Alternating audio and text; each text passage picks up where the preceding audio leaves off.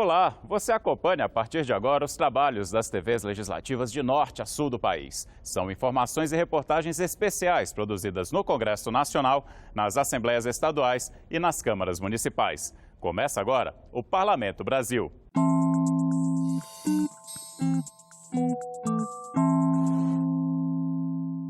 A guavira é o fruto símbolo do Mato Grosso do Sul. Pouco conhecida no resto do país, ela é uma fruta típica do Cerrado e tem 20 vezes mais vitamina C do que a laranja. Para reforçar a cadeia produtiva da guavira, a Assembleia Legislativa do Mato Grosso do Sul fez um seminário que reuniu produtores, pesquisadores e especialistas. Veja como foi nesta reportagem da TV Assembleia do Mato Grosso do Sul. Esta frutinha verde amarelada com polpa esverdeada e suculenta é a guavira, encontrada no Cerrado brasileiro. Durante a primavera, é comum moradores da região colherem a fruta no pé da gabirobeira, um arbusto pequeno, mas resistente. Hélida conta que o sabor marcou a infância dela e hoje se transformou em um negócio lucrativo. Ela e dezenas de pequenos agricultores do assentamento onde vive, no interior de Mato Grosso do Sul, cultivam a planta em escala comercial. A guavira já cruzou o oceano e agradou o exigente paladar europeu. Fui convidado para ir na Itália, representando o nosso Brasil, com a nossa guavira, com a nossa bocaiúva, com o nosso bacuri. Eu fui representando o Brasil num projeto chamado Slow Food, né? Aí quando chegaram, falaram para mim para trabalhar com o fruto do cerrado, eu falei, nossa, eu tenho que levar minha guavira, né? Aí ele cheguei lá, fez maior sucesso na Itália, em Roma, em Chieri, Piceto lá, né? Maravilhoso, todo mundo amou a guavira lá, rapadura e natura também. Hoje muito utilizada na produção de sorvetes, licores e até mesmo em receitas requintadas por chefes de cozinha do Brasil e fora dele, a guavira é um fruto exótico que contribui muito para a saúde, até mesmo para o controle de peso. Com alto poder oxidante e teor de vitamina C 20 vezes maior que o da laranja, a guavira hoje é o fruto símbolo do estado, por força de lei. Além de preservar cultura, história e patrimônio genético, o que se pretende é fazer dessa fruta uma grande alternativa de sustentabilidade e inovação no mercado regional e internacional. Já temos bastante conhecimento, agregamos muita informação, como produzir, como cultivar, a melhor forma, enfim, nós já temos um estudo que já estamos andando à frente, pesquisadores, investidores, pessoal da gastronomia, todos demonstrando interesse na guavira. Isso melhora muito a condição da gente incentivar a produção para, de forma comercial mesmo, gerar renda. Um dos marcos dentro dos estudos da guavira foi o primeiro seminário estadual que ampliou os debates sobre o desenvolvimento da cadeia produtiva da fruta em Mato Grosso do Sul, desde a pesquisa até o empreendedorismo. A discussão reuniu o autor da lei, representantes de entidades, pesquisadores, produtores e especialistas em gastronomia de vários estados. A intenção é manter uma discussão permanente sobre a guavira.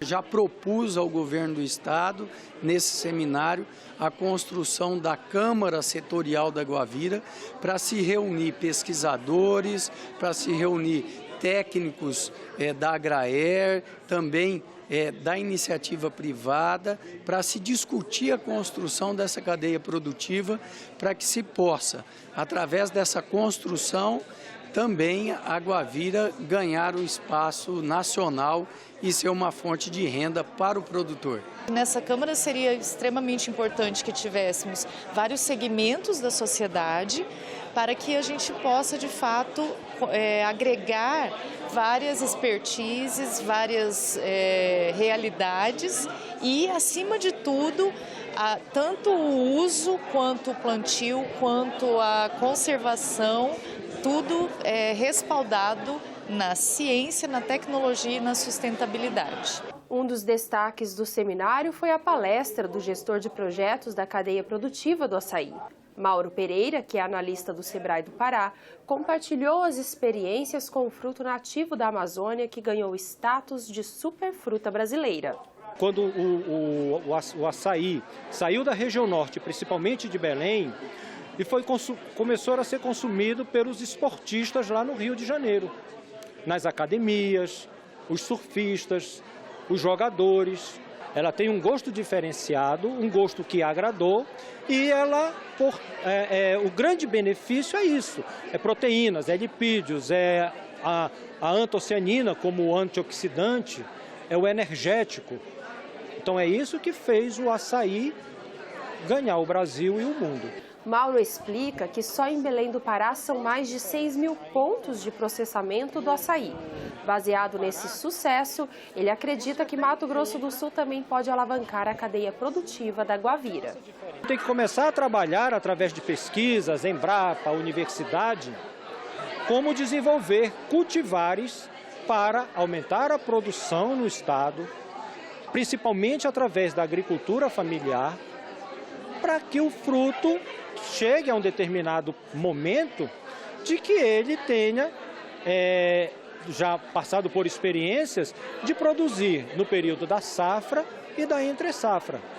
Que as empresas comecem a produzir a polpa e a estocar, para no período da entre-safra ter a fruta em forma de polpa.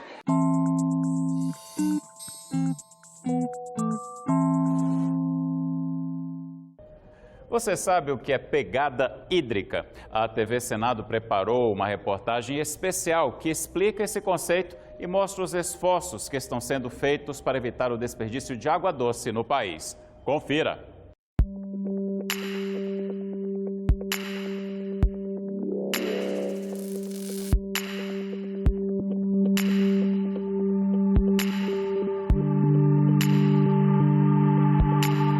Procuramos água em outros planetas. É impossível produzir qualquer coisa sem água. E não apenas isso, sem água não há vida. O Brasil é o país com maior quantidade, cerca de 12% de toda a água doce no mundo. Claro, a distribuição é desigual e já enfrentamos a escassez, sobretudo nas grandes cidades. Mesmo assim, ainda somos muito privilegiados em comparação com outros países. Mas será que estamos tratando a água que nós temos do jeito que ela merece? Você saberia dizer o que é pegada hídrica? Nos próximos momentos, nós vamos falar sobre esse bem natural, a água, produção, consumo e desperdício. 70% da Terra estão cobertos de água. Desse total, 97% são mares e oceanos, e de água doce potável apenas 3%, assim distribuídos. 4% na umidade do ar, 7% nos rios e lagos, 18% nos lençóis subterrâneos e 71% congelados nas calotas polares. Pelos dados da ONU, o consumo da água cresceu 680% no século XX e a tendência é aumentar mais 30% até o ano 2050. A agropecuária consome 73%, a indústria 21% e o consumo doméstico 6%. A senhora sabe o que é pegada hídrica? Pegada hídrica? Não faço ideia. Eu não sei nem ideia, não. Teria que ver o que é que significa primeiro, né? Bom, hídrica tem a ver com água, agora pegada não sei o que seria, não. Deve ser alguma coisa relacionada ao consumo consciente de água. Pegada hídrica é o volume de água doce necessário para a produção de um determinado bem. Tudo que se produz exige água. Mas o conceito de pegada hídrica varia de acordo com vários fatores. A época, o tempo, escassez, quantidade de insumos e procedimentos que exigem água.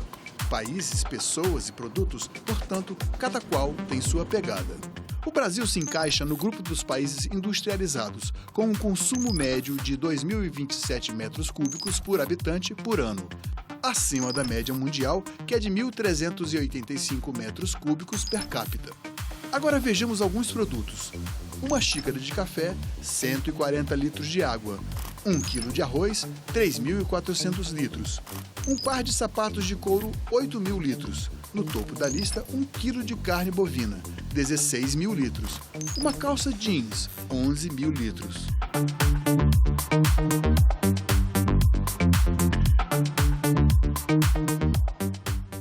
O acesso da população à água é um assunto estratégico e, de acordo com a FAO, órgão das Nações Unidas para Alimentação e Agricultura, conflitos por água devem aumentar até 2050. Será que aqui no Brasil estamos sendo estratégicos o suficiente? Responsável por metade das exportações em 2017, o agronegócio e suas ramificações participam com 1/4 do nosso produto interno bruto. Já a exportação de minério de ferro atingiu um volume recorde de 374 milhões de toneladas em 2016. Agricultura e pecuária são acusadas de desperdício de água. A mineração seria responsável pela poluição e despejo incorreto, prejudicando as populações vizinhas. O desafio é uma mudança radical de foco, adotar programas de longo prazo e, em vez do lucro imediato, buscar a sustentabilidade.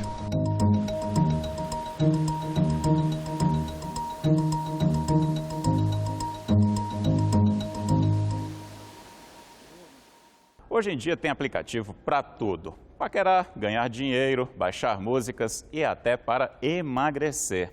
Essa nova ferramenta mudou a forma como as pessoas se relacionam e também a de fazer negócios. A economia colaborativa gera lucro e movimenta bilhões de dólares todos os anos, mas ainda não foi regulamentada no Brasil. Para resolver essa situação, a Câmara dos Deputados criou uma comissão especial. Essa comissão vai elaborar o marco regulatório da economia colaborativa. E nesta reportagem da TV Câmara, você vai conhecer um pouco mais esse trabalho.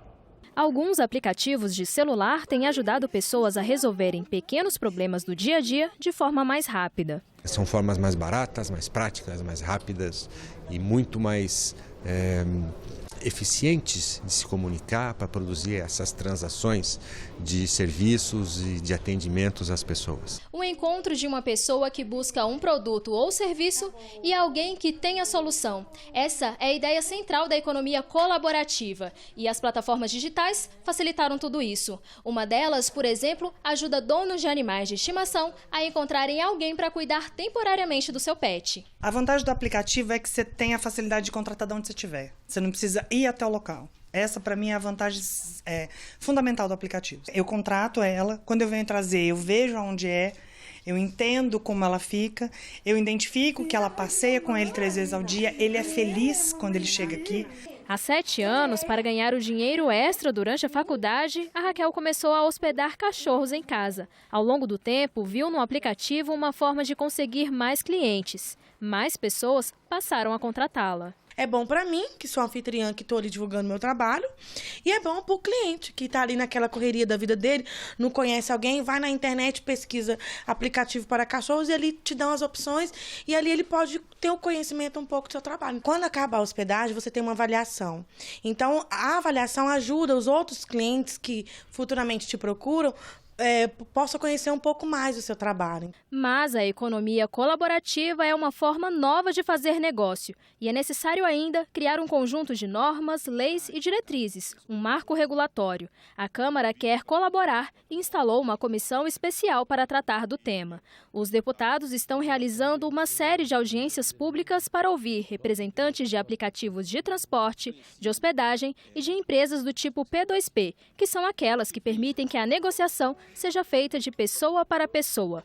Mas os criadores dos aplicativos têm uma preocupação. Eu acho que cabe ao Congresso, ao Senado, ajudar para que isso seja regulado de uma forma tranquila, que as partes envolvidas sejam ouvidas e que faça sentido que não atrapalhe o empreendedorismo, a criação de riqueza, a criação de valor para a sociedade como um todo. O relator, deputado Thiago Peixoto, do PSD de Goiás, ainda vai elaborar uma proposta de regulação. Mas o presidente da comissão, deputado Herculano Passos, adiantou que o objetivo do marco regulatório da economia colaborativa é dar mais segurança para essa nova atividade econômica, sem prejudicar o desenvolvimento de novas ideias. Essa comissão foi constituída justamente para essa finalidade, da gente querer fazer com que a gente saia com uma regulamentação para que toda a economia colaborativa tenha uma segurança jurídica, que saia uma legislação que apoie, não iniba novas plataformas que virão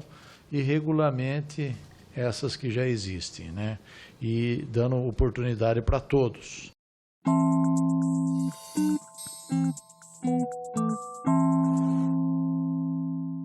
E E no quadro Vitrine você vai conhecer a Orla Conde, um passeio público que leva por diversas belezas arquitetônicas da capital fluminense e que é uma verdadeira aula de história.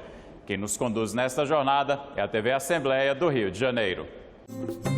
Às margens da Baía de Guanabara, a Orla Conde ocupa um trecho de 3,5 km e liga dois espaços do centro do Rio que não faziam parte de muitos roteiros turísticos antes da revitalização.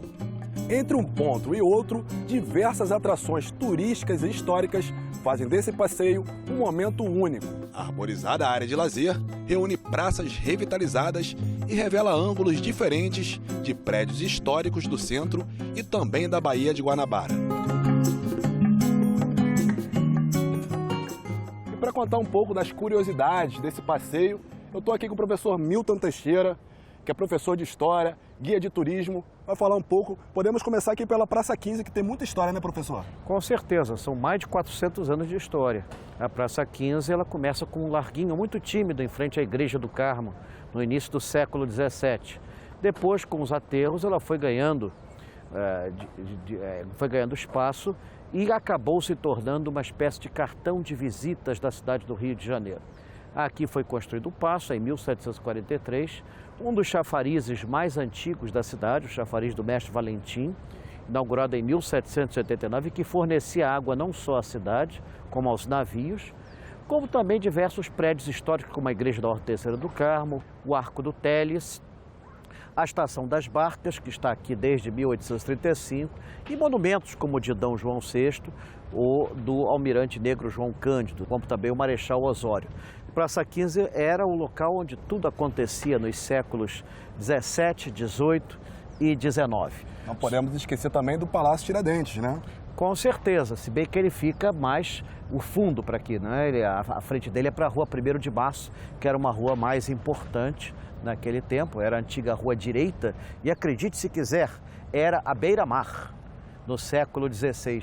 Se o mar não tivesse sido tão recuado, o Palácio Tiradentes estaria dentro d'água.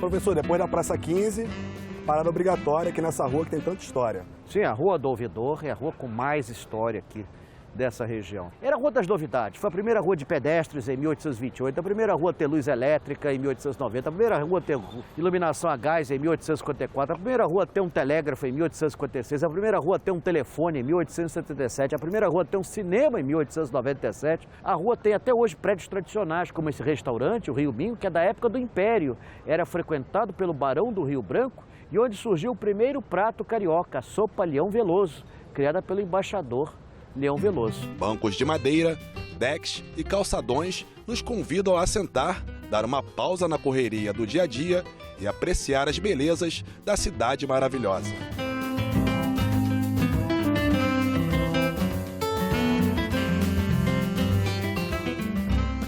Ao chegar na metade do caminho, o que não falta são atrações culturais. Com a entrada franca, o Centro Cultural dos Correios, o CCBB e a Casa França Brasil abrigam diversas exposições. No Centro Cultural da Marinha, além da visita, é possível fazer um passeio de barco pela Baía de Guanabara.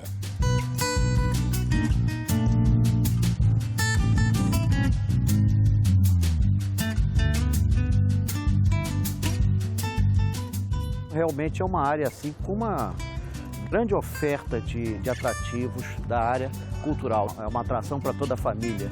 E aqui essa área aqui é muito agradável, né? Você vê as pessoas passeando, uma área livre no centro, como você não via facilmente no passado. No mais, é um lugar bastante agradável. É um boulevard para você passear, flanar, como se falava, como o João do Rio falava. Flanar quer dizer passear despreocupadamente, sem pensar em horário, sem pensar em nada, assim, só apreciando as belezas da cidade, que normalmente não vemos por estar tão apressados aqui no centro.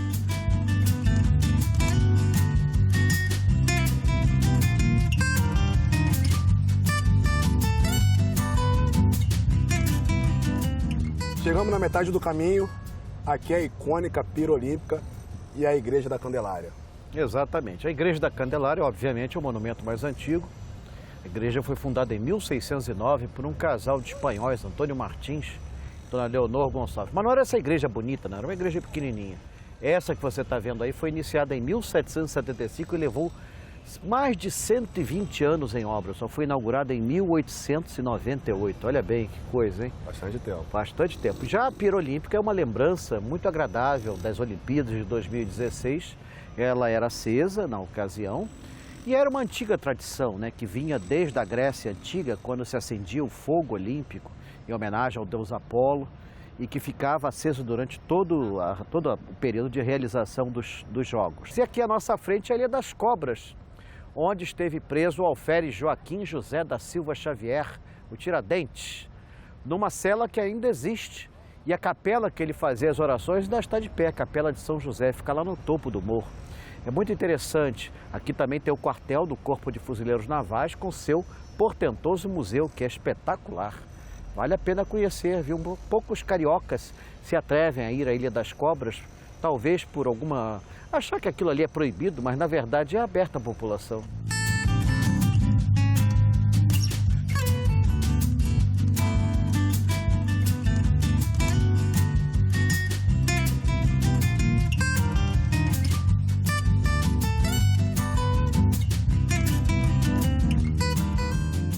Mais à frente, chegamos em um ponto do trajeto que antes das obras para os Jogos Olímpicos do Rio era fechado ao público. Na área militar controlada pela Marinha do Brasil, é possível ver parte do Mosteiro de São Bento e o prédio onde ficava o antigo Arsenal de Maria do Rio de Janeiro. Caminhando mais um pouco, avistamos a Ponte Arnaldo Pinto da Luz, que foi o local de desembarque do Príncipe Dom João, em março de 1808. Do outro lado da Bahia, podemos avistar o suntuoso edifício da Ilha das Cobras. Aqui nosso passeio vai terminar em grande estilo. Vindo lá da Praça 15, aqui é a porta de entrada da Praça Mauá. Acaba o espaço militar da Marinha e aqui você tem o Museu de Arte do Rio, Museu da Manhã, Mosteiro de São Bento. É uma área muito rica. A praça, depois da remodelação, ficou com 6 vezes o tamanho original. Tirou-se a feia perimetral, a frequência ruim que tinha por aqui desapareceu como que por milagre. E os prédios foram recuperados, né? Eu me lembro ainda do prédio da antiga Capitania dos Portos. Foi recuperado, transformado no Museu de Arte do Rio. O Museu da Manhã, que ficou pronto em dezembro de 2015, foi um marco na história da arquitetura da cidade do Rio de Janeiro, do arquiteto Santiago Calatrava. E aqui você tem alguns marcos antigos. Tem desde esse prédio branco aqui, que é do século XVIII. Você tem o edifício à noite, que é o primeiro arranha-céu da cidade, inaugurado em 1931 e que sediou por 70 anos a Rádio Nacional. E do lado o Centro Empresarial Internacional Rio Branco, o primeiro prédio computadorizado do Rio de Janeiro. E o bonito edifício do antigo Touring Club, hoje Pier Mauá, que é onde saem os turistas que vêm nos transatlânticos. Esse prédio é de 1926 e tem ali a torre do rádio, né, escondida pelo relógio.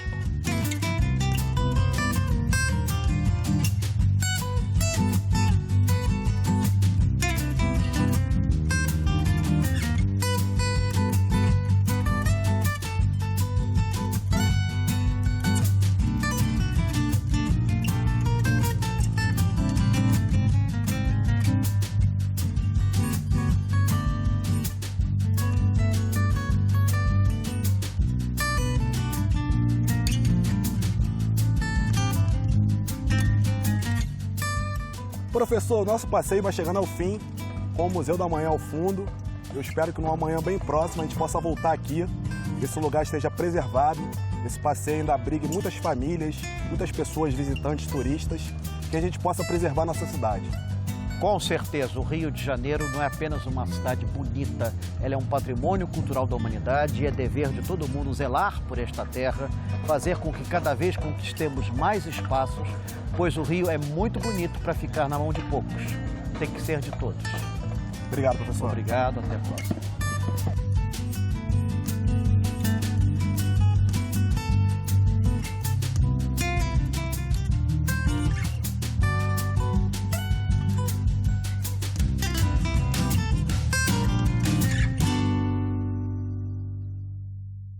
Ficamos por aqui. Você pode rever este ou outro programa no site da TV Senado, senado.leg.br/TV ou em nosso canal no YouTube.